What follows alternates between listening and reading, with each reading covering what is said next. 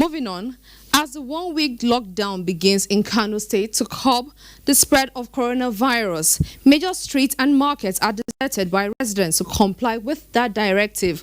Rabiu Aliu has that report. The rise in cases of COVID-19 pandemic in Kano necessitates Governor Abdullahi Umar Ganduje to lock down the state, a step to prevent the spread of the disease. This is the busiest state road in the heart of the metropolis. Now it is deserted as a result of the lockdown. Murtala Muhammad Way, Zaria and ever-busy Ibrahim Tire roads are all now empty. NTA camera lens try to figure out the faults on major roads, but efforts to no avail. The situation is the same at Kantinkwari Market, Sabangari and Singa, which are all under lock and key, a situation that seems to be critical. Currently, based on our observations, our supervisions to the various points and cities in the state, people are obeying these orders. Not even within the town, the main city, even all other villages within the state. And this shows that the lockdown mood is activated. Muhammad Rabiu Ali, NTA News. And earlier I spoke with the Commissioner of Information Kano State, Mohammed Garba, on measures by the state government to curb the spread of COVID-19 in that state. So can you please tell us what's the compliance level like? We've seen the reports of people not going to the mosque and some streets deserted. Tell us what efforts have been put in place to sustain these efforts.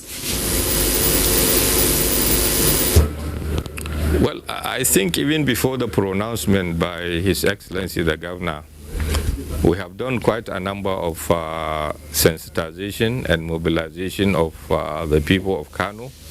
Today is the first day. The compliance, as far as we are concerned, we have gone round, we have received reports. I think it is very, very encouraging. It is very good. We are happy with the way and manner in which the people of Kano State accepted this order, and I think we will intensify on it. Of course, normally in a situation like this, there are bound to be some challenges, there are bound to be some problems here and there, but in all, I want to say that government is happy with the level of compliance in Kano State. And we know that community transmission is of concern to government agencies. So how is the government ensuring social distancing amongst residents of Kano State?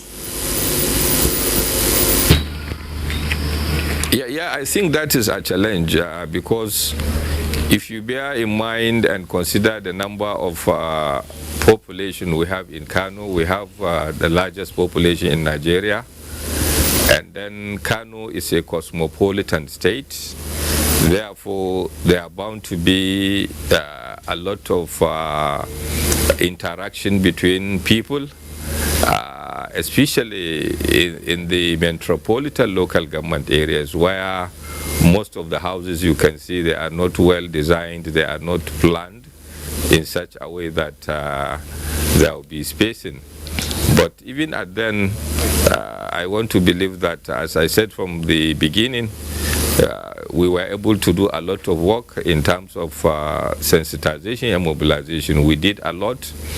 The Ministry of Information, Obiban, has gone around most of these areas, making announcement about the social distancing and then about the issue of washing hands with soap and water, as well as the issue of use of sanitizer. So I believe that gradually people are really understanding that the best way we can prevent the spread of this COVID-19 is by observing the social distances. I think we are doing a lot in that. And what palliative measures have been put in place to cushion the effect of the lockdown order, especially to the vulnerable and very poor people amongst the communities there?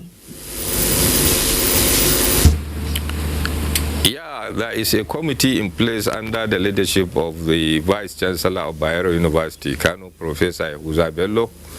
The committee has been in place for about 3-4 weeks now, I'm part of the committee actually. We have finalized arrangement on how to distribute food items to the poorest of the poor household. We have mapped out strategy across the 44 local government areas of Kano State. We are doing this according to the 484 wards in Kano. And I think we are able to involve at the level of local government the traditional rulers, the village heads, among others. And I think we have done a lot. We are able to identify some of these households, and we have come up with modalities of the quantity of what we intend to distribute to this needy. We are able to observe and learn from the experiences of some states who have already started to distribute such food items, and we are improving from such experiences. So I want to believe that by next week, when we start the distribution of these commodities, I think you will see the difference from Kano State.